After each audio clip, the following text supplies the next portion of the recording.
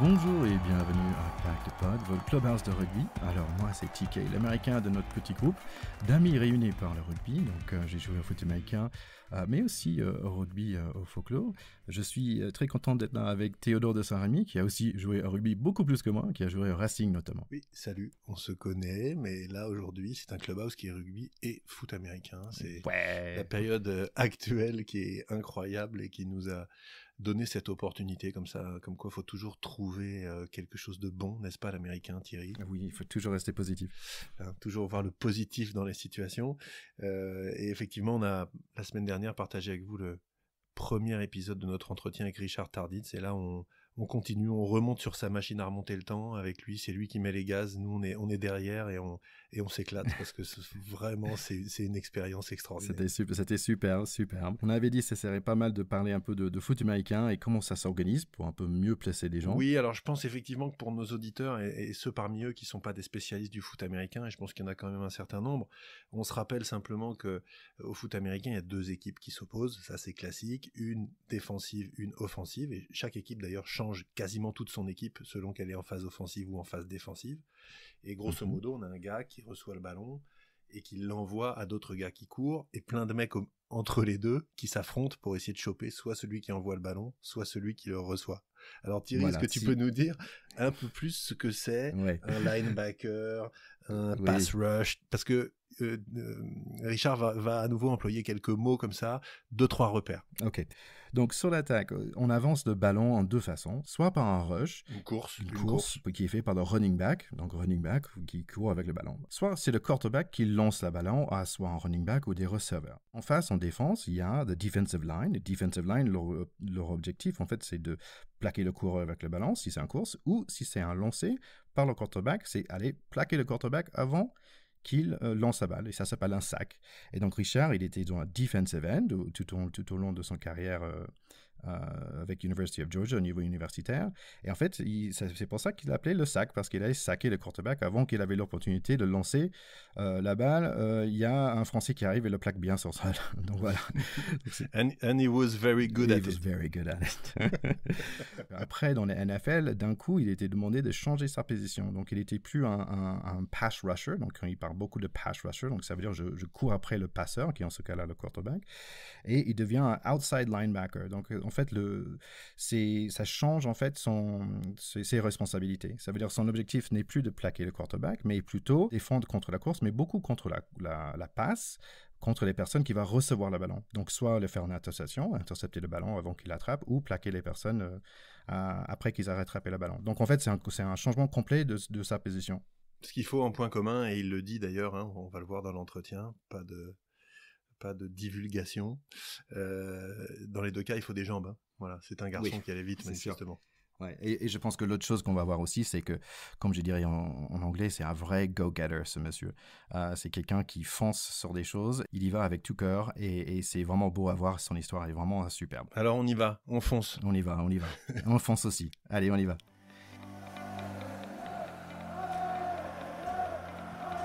Avant de continuer avec notre entretien, je veux juste prendre un moment pour vous remercier, nos chers auditeurs. Alors, l'épisode 1 de notre interview avec Richard Tarditz était beaucoup partagé sur les réseaux sociaux, soit par notre page Facebook ou par notre site web www.packthepod.com.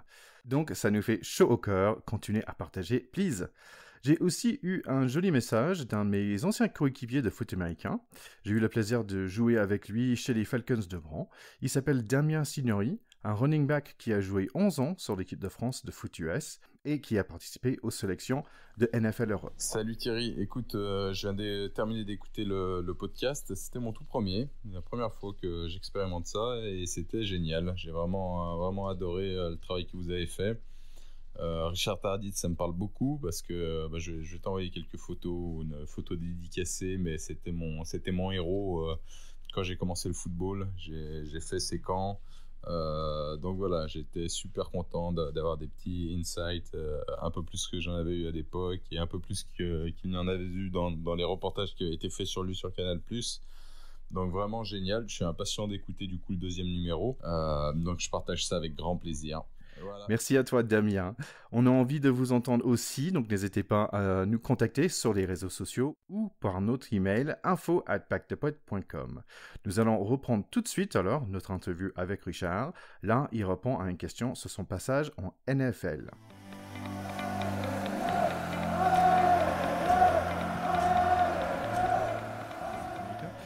Mais cette passage d'amateur vers le professionnel, quelles étaient les grandes différences?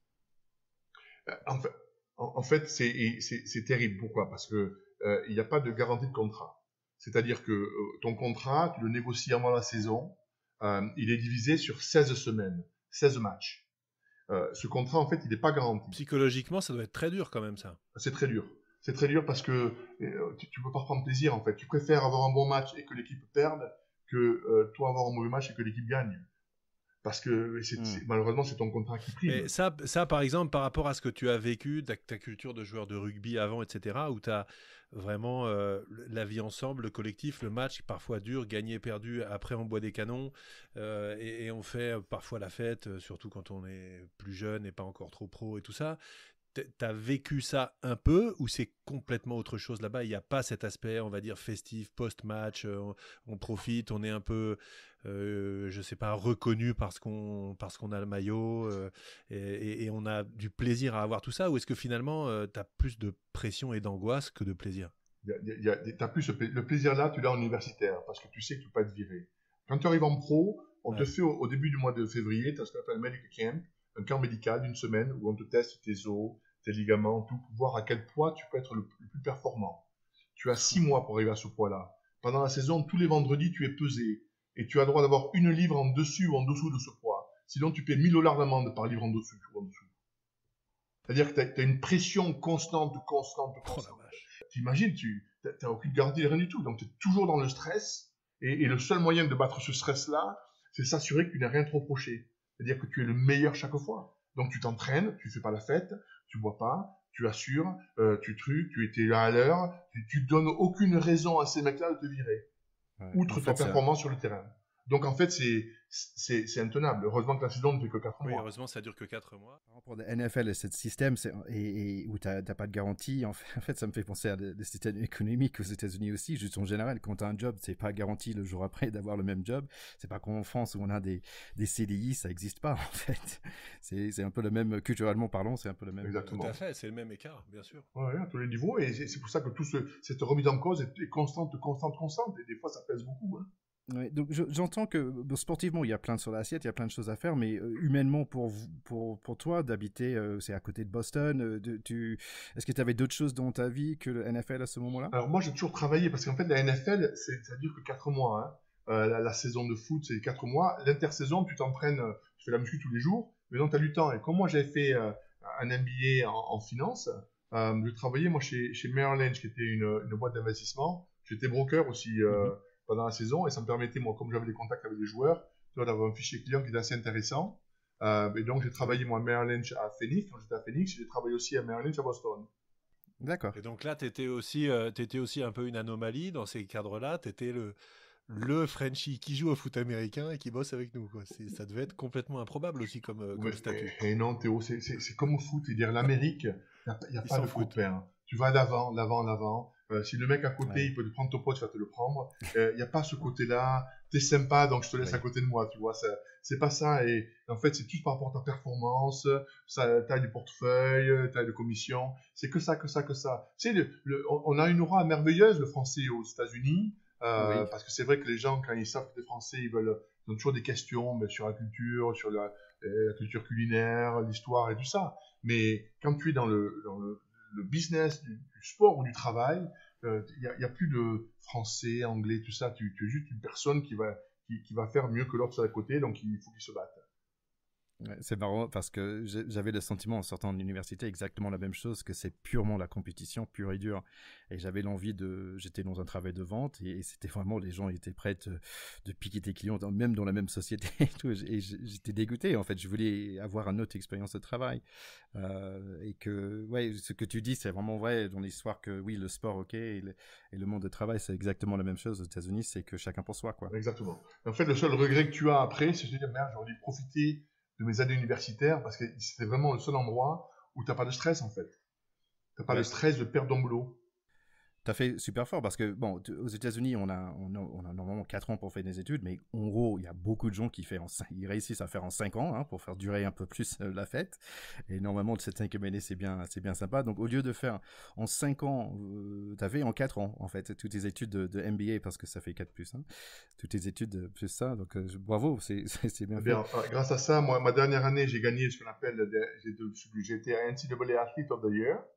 Et j'ai gagné la NCAA Postgraduate Scholarship, c'est-à-dire qu'ils m'ont fait un chèque de $25 000 pour faire mes études supérieures, mais comme j'avais déjà fait, j'avais peu besoin, et j'ai passé mon degré de pilote d'avion avec ça. Ah, chouette. C'est super. Il y a un moment où en fait, tu t'es arrêté, ça fait quoi, 3-4 ans que tu es dans le foot américain, tu es arrêté au niveau de blessure, mais c'est loin d'être la fin de ta carrière sportive en fait. Donc j'avais une question de pourquoi, je pense qu'on a touché un petit peu, mais pourquoi tu n'as pas continué plutôt dans la NFL que de partir? Parce qu'en fait, la NFL, personne n'arrête parce qu'il veut, tu arrêtes parce que personne ne te veut. Et donc j'ai eu une grosse blessure au genou ma dernière année chez les Patriots, dont les Patriots m'ont pas gardé, et malheureusement aucune équipe ne voulait prendre un risque sur un joueur.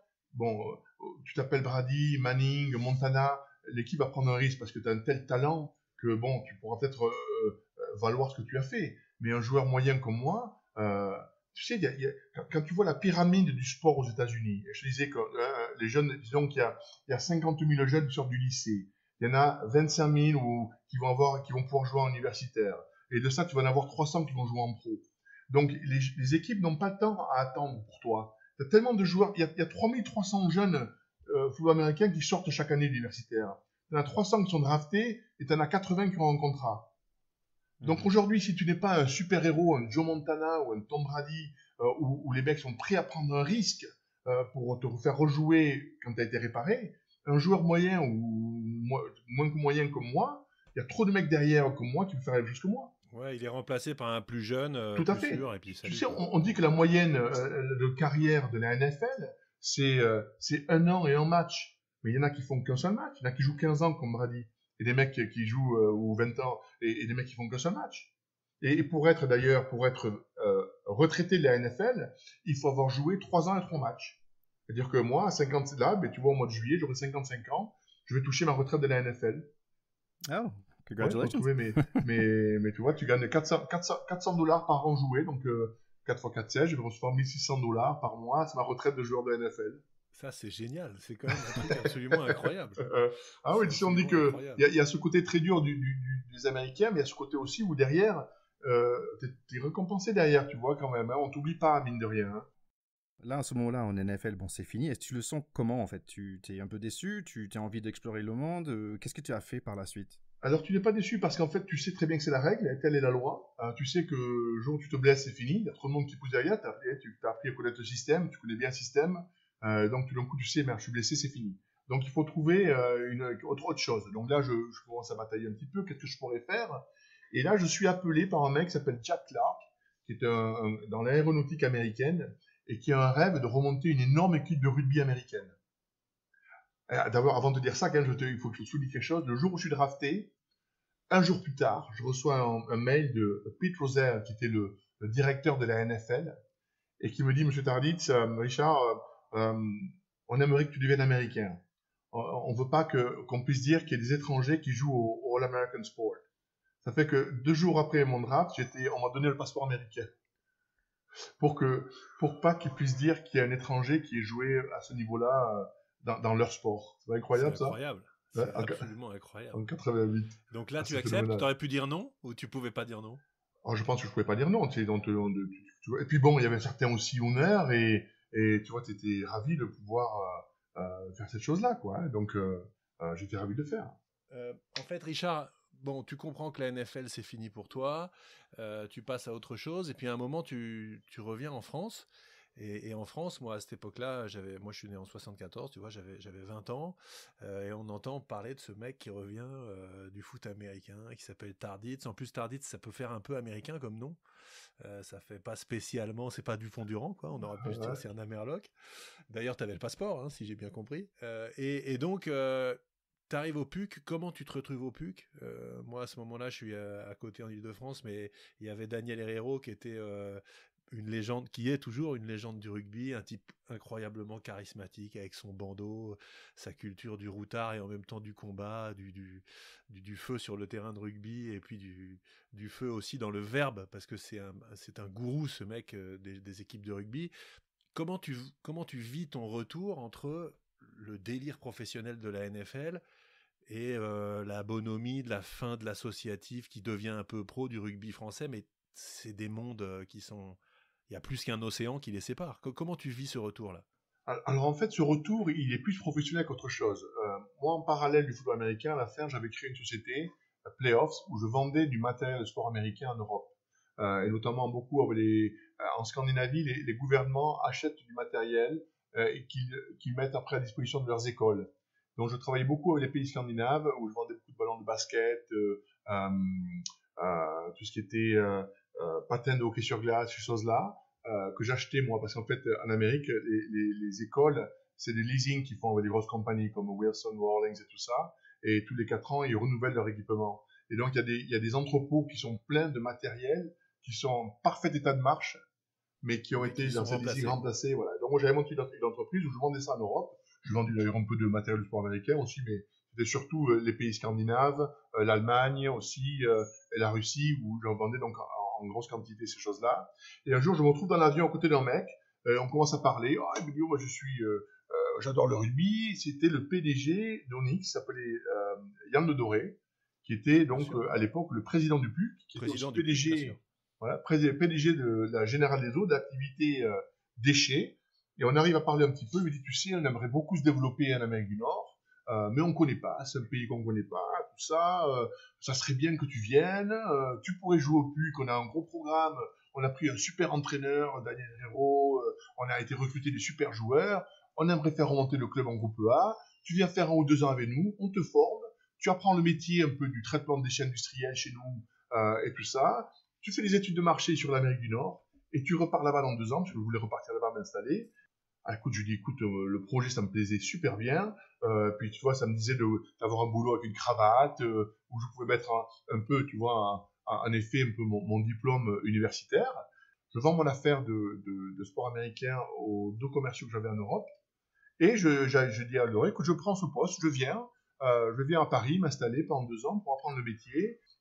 Et à côté de ça, il te fait signer au PUC. Et donc, je viens jouer au PUC. Là-dessus, donc on me file un appart, un super boulot à la Générale des Eaux, et puis je viens jouer au PUC avec une équipe un peu de superstars, puisqu'ils avaient recruté un super néo-zélandais qui avait joué à Nice très longtemps pour Léonard, ils avaient recruté un deuxième ligne qui venait de Auckland Blues, Simon Limer, il y avait des très bons jeunes, Arthur Gomez, Nicolas Nadeau, Olivier Baudon, il y avait vraiment des super joueurs. On avait une très très bonne équipe avec un entraîneur à l'époque, l'entraîneur que tout le monde voulait voir, Daniel Herrero, qui amenait bien sûr, comme tu as dit Théo, sa verve, sa vision de rugby. Bien sûr, ouais. Donc on fait une super saison la première année, où on fait remonter le PUC d'ailleurs en groupe A, avec un match qu'on a été gagné à Biarritz. À Biarritz, donc là c'était la boucle était bouclée pour toi.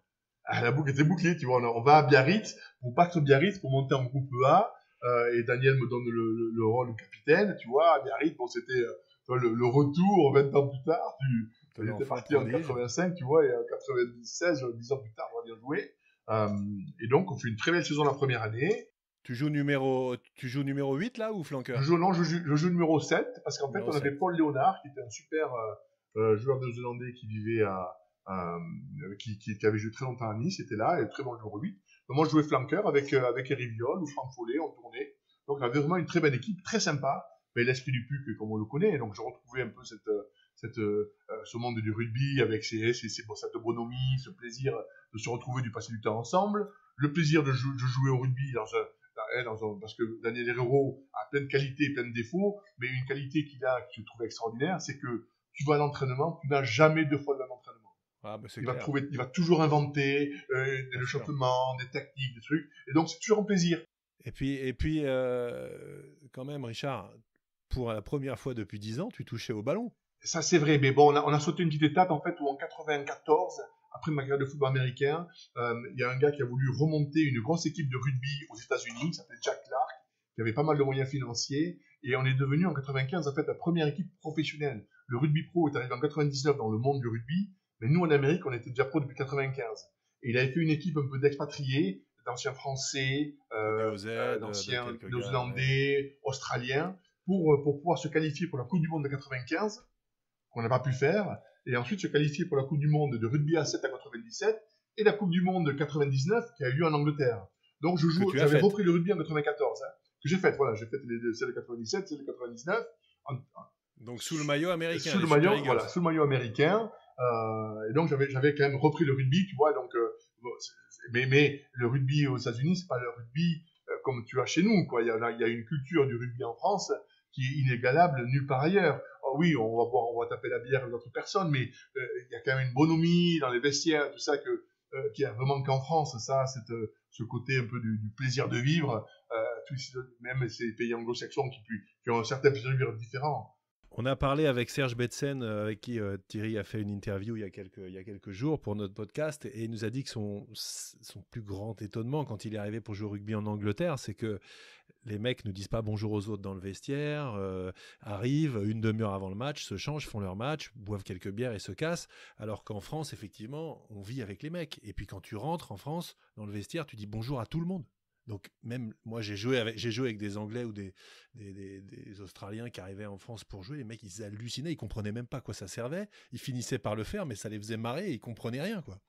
Ça c'est vrai que ce sont des habitudes qui sont tellement différentes que c'est le monde anglo-saxon et le monde latin. Peut-être que dans les vestiaires en Italie tout le monde se dit bonjour quand même. Peut-être, on va faire arriver en France, t'arrives dans les vestiaires, le sujet de conversation c'est pas le match du dimanche, c'est où c'est qu'on va manger après l'entraînement. Ouais, on pourrait manger là, il paraît que c'est très bon. Oh, ce mec-là, il fait, tu vois ce que je veux dire. Et ça, c'était un plaisir énorme. Et puis bon, c'est vrai que Daniel Hérault, en plus, aidait un peu à ce côté, le plaisir de la vie, l'amour, le truc, on est là pour s'aimer avant de jouer. La poésie, la philosophie, enfin, il allait loin. C'est un gars très, qui très a loin. aussi l'amour des idées, l'amour des mots. Donc, c'est autre chose. Tu voyages aussi dans la culture au sens large. Mais complètement. Et encore une fois, c'est pour ça que je dis, dans ma vie, j'ai une chance inouïe. Parce que je suis toujours tombé au bon endroit, au bon moment. Quelle chance pour n'importe quel joueur de rugby de pouvoir être entraîné par Daniel Hérault, à jouer à Paris, dans des conditions qu'à l'époque, Yann Le Doré, qui était le président, a mis beaucoup de choses, il a fait beaucoup d'efforts, il nous a rendu, c'était un plaisir de jouer au PUC, on jouait au stade de Charletti qui était tout neuf. Bon, il était vide peut-être, mais c'était magnifique, c'était merveilleux. Les vestiaires, quelle chance! Combien de joueurs auraient rêvé? Et je suis rentré, je jouais qu'en la nuit, tu vois ce que je veux dire? J'étais une fois de plus, j'étais au bon endroit, au bon moment. La vie m'a fait croiser des bonnes personnes, et j'étais tout ça enclenché comme ça. C'était une merveille. Et malheureusement, ça n'a pas duré très longtemps. Pourquoi? Parce que quand Yann Le Doré a été viré, l'Amérique du Nord, ce n'était plus une priorité, c'était l'Asie. Je voulais pas aller à l'Asie, donc j'ai démissionné pour monter une affaire de déchets industriels en Amérique. Et bien moi, j'ai toutes les études de marché qu'on a fait en Amérique du Nord, je les ai utilisées pour aller monter une affaire de traitement de déchets industriels aux États-Unis, à Atlanta.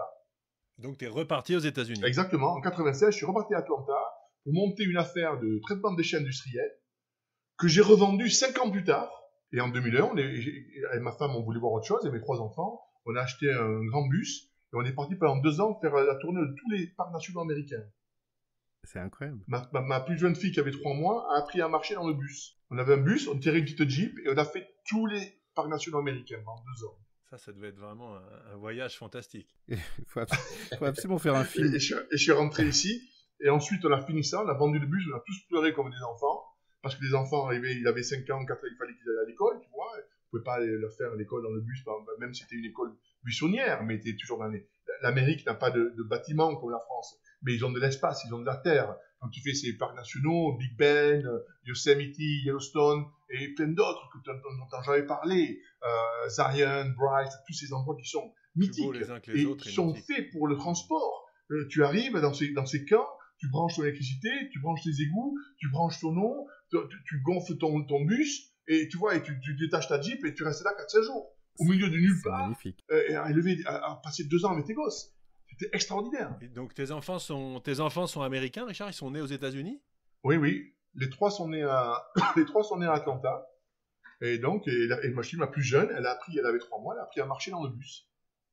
C'est magnifique. Et voilà. Et puis je suis rentré en 2003. Bon, après le rest is history. Tu vois, je suis rentré à Biarritz. On voulait que les enfants soient élevés quand même près de la famille. Hein. Ma femme est anglaise. Tu vois, on a une famille très soudée en Angleterre.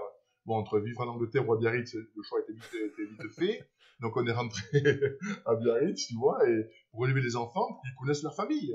Moi, je suis basque, tu vois, Tachi, Amachi, c'est important. Pour moi, c'était très important, cette fondation familiale, de savoir que, quoi qu'il arrive, tu rentres chez toi, tu as toujours le nid qui est là. Et donc, on voulait que les enfants découvrent ça aussi. Et donc, on est rentré en 2003. Là-dessus, j'ai eu l'opportunité de chercher d'affaires. J'ai eu l'opportunité de racheter ce golf où il y avait une zone constructible et dans un endroit merveilleux devant la chaîne des Pyrénées. Et voilà, quoi. Mais ça a été une période extraordinaire de rugby et ensuite de voyage. Thierry, je crois que la première fois qu'on fera un séminaire de l'équipe du pack de potes, je sais où on ira. On ira avec grand plaisir, un petit golf à Bagnères de Bigorre. Et là, je pense qu'on passera un magnifique moment. Puis, on va se faire du golf, on va se faire de la randonnée, on va aller dormir dans des refuges, vous allez voir, parce que la nature, j'aime ça. Donc, tu as ton fils, tu as ton fils qui joue au foot américain aujourd'hui. Est-ce qu'il a des velléités de jouer à haut niveau ou est-ce qu'il s'éclate au niveau high school ou où est-ce qu'il en est en fait? Non, en fait, lui, et c'est comme je savais que malheureusement, pour pouvoir jouer au niveau, parce que souvent, on m'appelle souvent, oui, j'aimerais jouer au football américain en université. Le problème, c'est que maintenant, les sélections se font pratiquement ce qu'on appelle le junior high, c'est-à-dire au niveau de la 3e et 4e et 3e. Donc, mon fils, en fait, qui était aussi au sport-études à Bayonne de rugby, depuis la première, en fait, faisait 6 mois en Amérique, du mois de juin au mois de décembre en Amérique, à high school, pour jouer au football américain, et 6 mois en France, du mois de janvier au mois de juin, pour faire son diplôme français. Donc, il a fait ses high school là-bas, il a eu quelques stats, mais pas suffisantes pour avoir une offre par une bourse de division 1. Lui, il voulait être pilote de chasse, et donc il est parti à Florida Tech, une école d'aéronautisme, où il fait des études d'ingénierie aéronautique, et il passe ses diplômes de ses qualifications de pilote, et il joue au football américain pour Florida Tech, les Panthers. Il devrait être un des rares Français qui joue université, au niveau universitaire pour le foot américain. Ah oui, parce qu'en fait, les seuls, c'est ceux qui ont vécu là-bas en high school, parce que maintenant, c'est autant à mon époque, c'était pas simple, mais aujourd'hui, je dirais, c'est pratiquement impossible. Si tu n'as pas joué en high school en Amérique, tu ne joueras jamais à l'université, c'est sûr. Et toi, tu as quand même joué au foot pour l'équipe de France de foot US aussi, il me Oui, semble. parce qu'à l'époque, j'ai aussi fait du bobsleigh pour l'équipe de France. À l'époque, mon père m'envoie, il voit dans l'équipe, cherche un mec costaud et rapide pour l'équipe de France de bobsleigh pour les Olympiques de 92. Parce que j'appelle, ouais, mais écoute, viens essayer, pourquoi pas, tout. Donc, j'ai fait la Coupe du Monde de bobsleigh à l'équipe de France. Comme j'étais sur place, les mecs du foot américain m'ont appelé, tu peux venir jouer avec nous. Donc, j'étais joué avec l'équipe de France et j'ai joué aussi avec les Sphinx les Sphinx de Paris, où j'ai fait des super copains aussi. Mais tu sais, la vie est courte, il faut croquer dedans, quoi. Quand tu as une opportunité, il faut la prendre. Est-ce que tu vois la capacité aujourd'hui pour d'autres jeunes joueurs français de foot US d'aller faire ce que tu avais fait, d'arriver en NFL? Parce que ça arrivait avec certains joueurs d'arriver dans les camps, mais pas être signé et pas jouer. Est-ce que tu penses que c'est faisable? Bien sûr. Physiquement, tous ces joueurs, quand tu vois ces joueurs les mecs du handball, pour moi, le plus bel athlète du monde, c'est pas le joueur américain, c'est pas le joueur de rugby, c'est le mec du handball. Il fait 2 mètres, 2m02, il fait 105, 110 kilos, et il fait les allers-retours, tous les trucs, il se fout les coudes dans la gueule tout le match, il sait faire une passe, il sait attraper un ballon. C'est vraiment le sportif complet, à mes yeux. Ce mec-là, il peut jouer tight end, offensive lineman partout. Tu mets Teddy Riner, tu le mets, il va jouer offensive tackle, il va faire une carrière de fou. Jérôme Thion, Serge Betsen, tu sais, le football américain, c'est un sport vraiment qui est d'athlétisme. Tu as des qualités athlétiques, tu vas jouer quelque part. Mais le problème, c'est que pour pouvoir jouer maintenant, si tu es pas en 4e en high school, où tu as 4 ans, parce que maintenant, tu es noté avec des stars, tu vois, tu as des stars en fonction de ton niveau pour pouvoir être recruté en universitaire. C'est impossible. Jérôme Thion, que tu citais, qui a pas mal de sélections en équipe de France, c'est vraiment un athlète. C'est vrai que c'est un gars qui d'ailleurs jouait au basket à haut niveau avant de jouer au rugby. C'est un mec qui avait une très belle détente, qui était vachement adroit, etc. Et c'est vrai qu'il aurait pu faire carrière dans n'importe quel sport. Quand t'es foutu comme ça. Teddy Thomas, aujourd'hui, Teddy Thomas et Curia, c'est tous des super athlètes. Le problème, c'est qu'il faut rentrer dans un moule. Autant au rugby, tu peux encore, tu vois, l'expression d'athlétisme, tu vas jouer. Mais dans le football américain, tu rentres dans un moule. Si tu n'es pas dans ce moule, tu ne pourras pas jouer. Moi, j'ai vu passer des mecs qui sont très très forts et qui n'ont jamais joué parce qu'on voulait les faire jouer à gauche alors qu'en fait, ils étaient très bons à droite. Et qu'un coach disait non, lui va jouer à gauche, il va jouer à gauche. Mais il était meilleur à droite. Mais voilà, mais il n'a jamais joué. Et à côté de ça, tu as un Français qui arrive, qui n'a jamais joué, qui joue. C'est vraiment, qu'est-ce que tu veux, c'est la vie, c'est le facteur chance, c'est comme on dit plus simplement, être au bon endroit au bon moment ou avoir le cul bordé de nouilles. Voilà, mais écoute, j'ai le cul bordé de nouilles. Ouais. C'est vrai. Tu avais parlé de commencer le rugby en 95, mais et pour le Major League Rugby aujourd'hui aux États-Unis, est-ce que tu penses qu'il y a des chances que ça va survivre? Non, j'ai beaucoup de doutes pour la bonne et simple raison que c'est un sport qui n'est pas enseigné au niveau des écoles, donc tu ne peux pas créer de joueurs américains. Et donc, pour pouvoir avoir une ligue aujourd'hui, il se base sur beaucoup de joueurs des îles, Tonga, Samoa, Fidji, un peu de joueurs européens, mais très peu en fait. Et puis surtout, ils n'ont pas d'argent, quoi. Donc, il n'y a pas de droit TV. Aujourd'hui, CBS Sport, ESPN2 leur donne un petit peu d'argent. Ils jouent dans des petits stades de high school. Ça n'a pas de visibilité. Autant tu m'aurais dit il y a quelques années que le 7 aurait pu prendre, j'aurais dit oui, parce que il y a ce côté spectaculaire, tu vois, ça rentre, ça sort, c'est que 7 minutes, tu vois, tu vas gérer toutes tes publicités télévisives, tout ça, mais aujourd'hui, le rugby tel quel à 15, est-ce qu'il donne envie de regarder, je sais pas. Et je pense pas que ça prendra, non. Tu le dis très bien, c'est que c'est pas enseigné dans les écoles et que donc il n'y a pas de place pour sortir des pas d'américains. C'est tout. Donc ce sera hyper compliqué et les autres sports qui sont enseignés dans les écoles, ils laisseront pas la place à un autre sport. Voilà. Donc il faudrait un mec à la Maison Blanche pour décider qu'on va laisser de la place au rugby, parce que si le sport est tellement omniprésent dans la culture américaine tout le long de la scolarité, etc., que pour aller choper une place existante, quand tu vois à quel point ils ont déjà investi dans tous les sports, pour aller créer des sports sur lesquels ils sont pas déjà, tu pars de très très loin. Bien sûr, mais l'anomalie c'est le foot, le soccer, et puis ils ont eu la chance inouïe, c'est sur le marché hispanique, qui est quand même en Amérique. Tu vas le sud des États-Unis, que ce soit la Floride, l'Arizona ou même le Texas, bon, ça parle espagnol, quoi, pratiquement.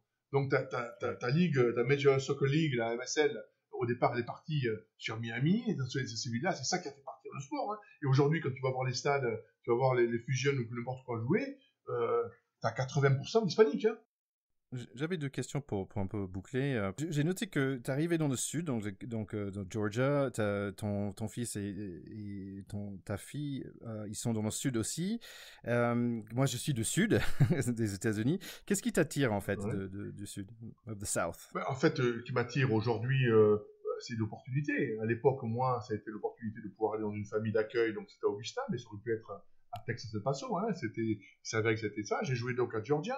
Et puis après, bon, il est certain qu'au niveau du business, hein, tu as plus de connaissances dans ta ville qu'aujourd'hui, je vais avoir plus de chance en business à Biarritz qu'à Strasbourg. Hein. Et donc c'est pareil, donc je suis sur Atlanta, bon, tu connais l'importance du sport en Amérique, hein, l'University of Georgia, le SAC, tout ça, c'est quand même une espèce de visa qui permet de rentrer pour voir des gens, donc au niveau business, c'était très valable. Et puis derrière, tu as des contacts, quoi, des connexions.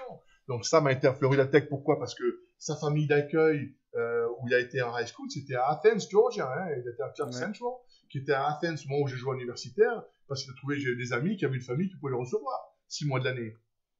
Et donc de là, les connexions se font. Souvent les coachs, tu vois, c'est rare qu'il y ait des coachs du sud qui soient coachs dans le nord-ouest. Tu vois, ça reste quand même des petites franc-maçonneries, tu vois, d'État, et le coach du truc est conseiller là. Donc tu vois, le coach qui était à Florida Tech, c'est un mec qui avait joué à l'époque à Georgia, tu vois, Frank Bobo. Donc c'est bon, qu'est-ce que tu veux, c'est le business, hein, comme on te dit toujours. Hein, c'est pas ce que tu sais, c'est qui tu connais. Et pour au moins mettre le pied dans la porte, après c'est ton talent qui va permettre d'y rester, mais au moins pour avoir ce pied dans la porte, il y a tellement de demandes qu'il faut avoir cette connaissance, quoi. Il est certain que dans le sud, je connais plus de monde. D'accord. Et en parlant des personnes qu'on connaît, j'ai noté que Bill Goldberg, le fameux catcher aux États-Unis, il a joué en même temps que toi, non, à Georgia?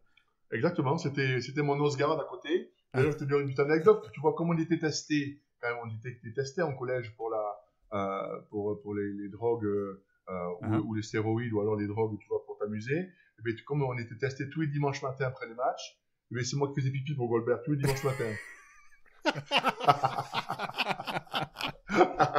Celle-là, elle est énorme. Tu vois. Hey, Frenchie! Il m'attendait, moi j'arrivais, tu vois, il m'attendait, tu vois, dans les vestiaires, là. Et puis quand il m'ouvrait arriver, Frenchie, prends mon verre! Alors, je prenais son verre, j'allais pisser dans les 2 verres, tu vois, parce que lui, il était tellement à la fête, je voulais pas prendre de risque, tu vois. Je pense que c'est une bonne conclusion. Ok. Bon, Richard, franchement, merci énormément. Je pense que j'ai encore 15 questions à poser, mais peut-être ça serait pour un autre jour. Merci, merci d'être venu à Pack de Pod. Vraiment, ça fait un vrai plaisir de parler ensemble, parler de rugby, parler de foot américain, parler de France et des États-Unis et toutes ces bonnes choses. Donc, merci énormément. Merci beaucoup, les gars. C'est un plaisir. Salut Richard, à la prochaine. Et je te dis, séminaire à Bagnères de Bigorre dès que le Pack de potes décide de le faire. Quand vous voulez, je bouge pas. Merci, les gars. Ok. Bon, merci à Richard pour ce moment passé. Franchement, j'ai trouvé c'était super inspirant. Oui, inspirant. Et c'est vrai qu'on a envie de parler des heures avec Richard. On a envie d'aller avec lui à Bagnères de Bigorre, se mettre sur la terrasse de son golf là et de parler, lui faire raconter encore des histoires et comprendre aussi voilà, ce qui mène les gens comme lui à réussir des destins un peu uniques. Hein. Je rappelle que Richard, à ce jour, reste le seul Français qui a joué en NFL, et en échangeant avec lui, on se rend compte que ça risque de rester longtemps, parce que plus ça va, plus c'est compliqué, probablement. Ouais.